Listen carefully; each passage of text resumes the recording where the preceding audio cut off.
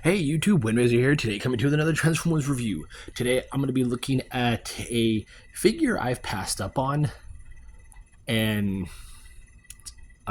just recently acquired.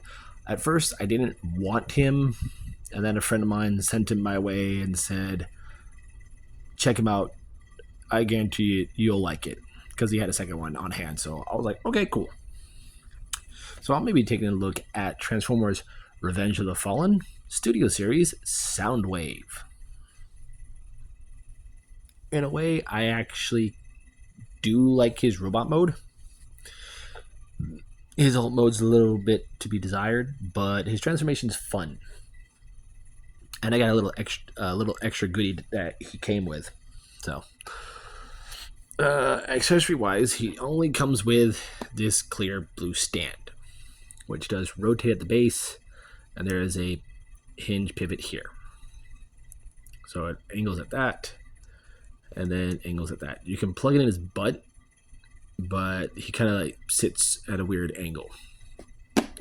And the little extra accessory I got is a little tiny Ravage. Now this is the Ravage that comes with Grindcore, the blackout retool that has some wrist swivels and posy fingers, and another paint job. This is the figure that he comes with a Ravage, which he has the post so he can sit underneath the tail. What a cute little Ravage. I do like it. Tail is on a hinge, so the cannon, you can arch the cannons however you want, and each leg is on a ball joint. So there's a ball joint here and a ball joint here. So for little kitty, he's quite posable, and he can sit right next to his daddy. Yeah. But let's go ahead and get into Soundwave himself. Now, from what I've learned about him from reading his TF wiki, he shares some pieces that the Dark of the Moon Soundwave shares. Namely, these shoulder spikes, not this, but what they're connected to, this shoulder piece here, this part of the bicep, not this piece, but this piece right here. I'll point at it with Ravage's tail. This piece, and this part of the leg are all reuse from that mold. And you can tell because there's the gas cap for the car. They said some of his upper torso is used for it too. I don't know what part. But essentially the rest of the figure is like new mold. Below the knee is brand new.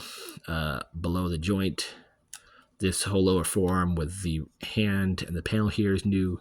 This is a new piece. To me, I want to say this piece is used in the vehicle Soundwave.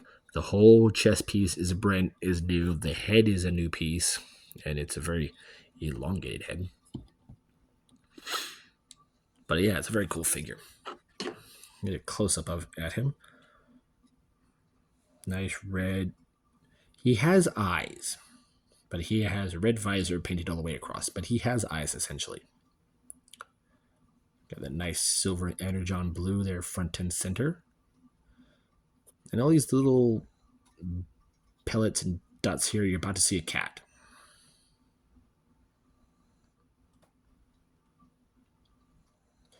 I'm about to have a cat join the review in a minute. There she is. Say hi to Kitty. Hi, Kitty. I haven't had a cat in a review for a while. But all these blemishes are basically dust debris from asteroids that have hit him. You got some of that detail here in the legs, the crotch, a bit here in the shin, his toes, and this panel here and this piece here are painted in a nice bright silk gunmetal gray. Very nice. Even his collar has that gunmetal gray. All the solar panels are done in that bluish plastic painted it in a nice vibrant silver. Very nice.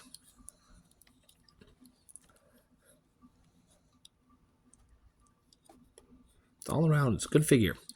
Posability on the guy. There is a swivel at the shoulder.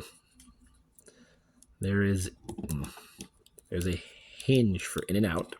These panels, not that piece. This piece right here moves on its own.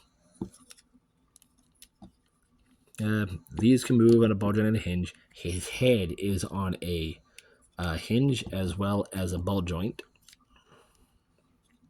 There is a bicep swivel.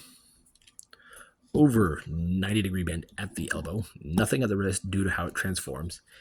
He essentially has a waist swivel, but it's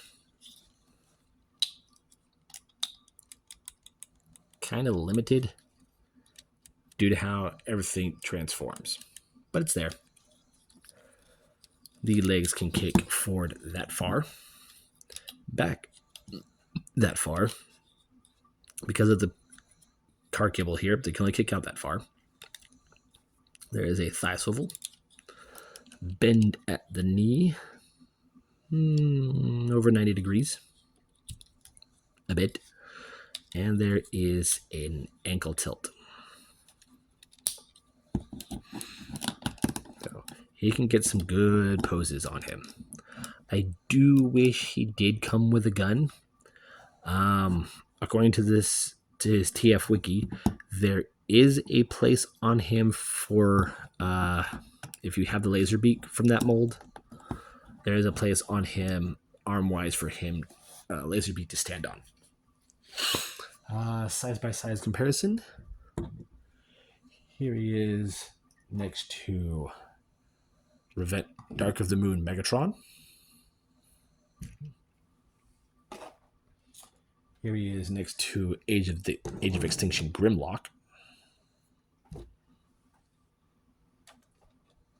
And here he is next to two Bumblebees. That one. Sorry, the 07 one's being a bit of pain right now.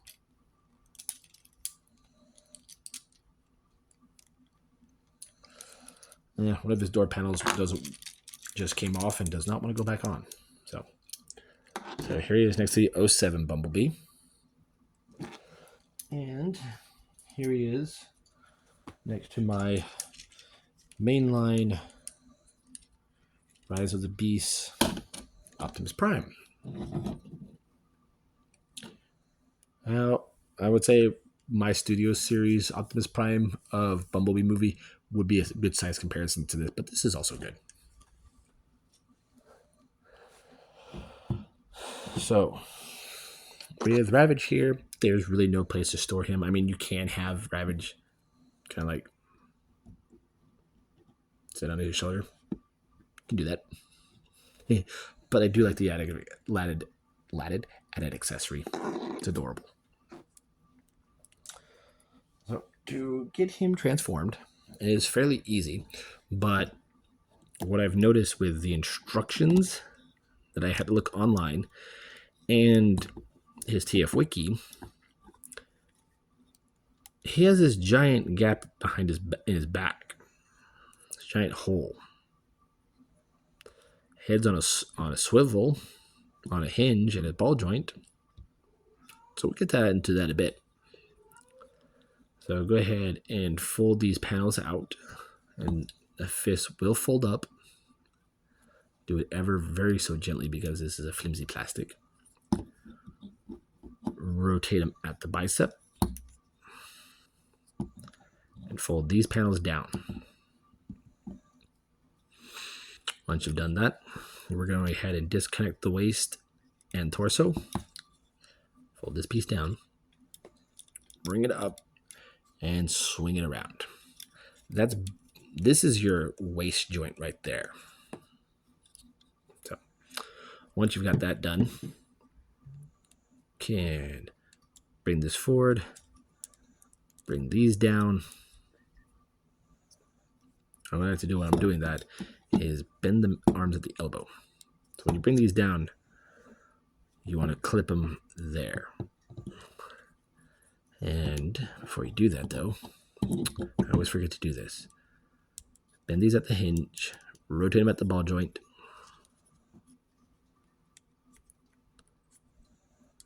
Rotate them. And then fold them back in.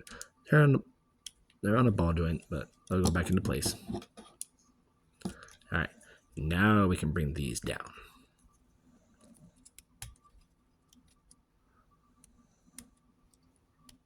There we go. Ooh. All right. So we've got all that situated. I'm going to keep that in place. There goes another cap. Bring this down. Peg that into place. Swing these forward just a bit. Going to bring this panel down. That sloops into place.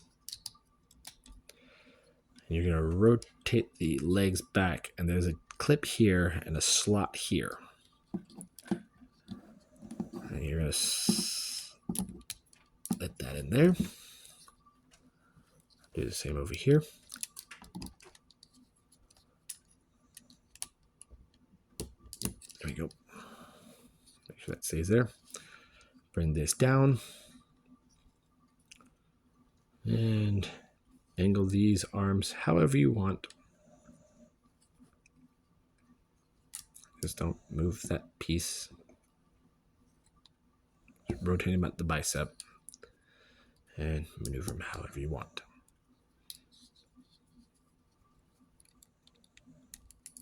There we go.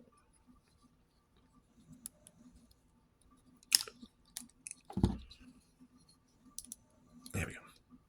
And there you essentially have Soundwave's alt mode. Now, in the show, or in the movie, this is how we see him with his head. But this is not film accurate. These panels are a little bit longer compared to his deluxe toy version, mainline toy. And according to TF Wiki, this is more graphic novel accurate. Also, I did want to mention that this gap that's here. Why does his head fit in it so well if that's not in the instructions? A lot of you are going to question that now. Now, I did see a thing where MGO did to where you can pivot the ankle joint just a bit. Move these out just a tad. Make sure nothing comes untabbed. And you can have it essentially like that. That's he said, it's your preference. Do it however you want. And I actually kind of do like it like that a little bit. But we'll go ahead and take his stand. And we'll just basically plug up into his keister. Like so. And there you go. There you have Soundwave on the stand in his satellite mode. And with the fact that his head has a place to go away, yes, you can have it like he has in the film, where he has his head out. Again, it's just really weird. But he's a hidden satellite, so that's how I would see it. That's how I see his alt mode. You see the hole right there? That's for robot mode for this stand. But yeah. Side-by-side comparison of him in his vehicle mode next to something else in a vehicle mode. Here he is with a Scorpion. I have a second one of these now. A friend got one for me. Don't know why. But yeah. It's a cool figure. It's very interesting. Here we go. Here is a War for Cybertron Starscream.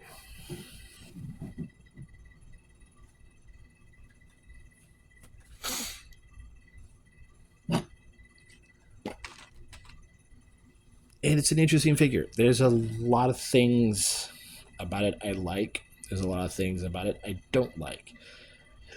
Namely, the fact that he has this cavity in his back for his head, and it's not in the instructions. And I've looked at every other toy reviewer who has this, and none of them mention that. So, yeah, I guess teach their own on how you want it. Do you like your Soundwave with the head out, or do you like to have your Soundwave with the head pushed in? I mean, it's the perfect cavity for it. But yeah, there you guys have it. There has been my review and look and take on finally the Transformers Dark of the Moon. Yeah, Transformers Dark Revenge of the Fallen Soundwave in his satellite mode. Aside from that, that's really it. Everything you see is what you saw in robot mode. It's just his waist is rotated and his legs are flipped backwards. His arms really didn't move anywhere. He has two things that really should have used paint. They could have used the same blue on these turbine things here. That they put it down here. He reuses parts from his Dark of the Moon self, namely being the upper bicep, the shoulder bits here, and his upper thighs. So yeah, but yeah, there you guys have it. There is my review for Transformers Studios series Soundwave from Revenge of the Fallen, with a little added Ravage, who is also from Revenge of the Fallen. I am Windraiser, and I will catch you on the next review.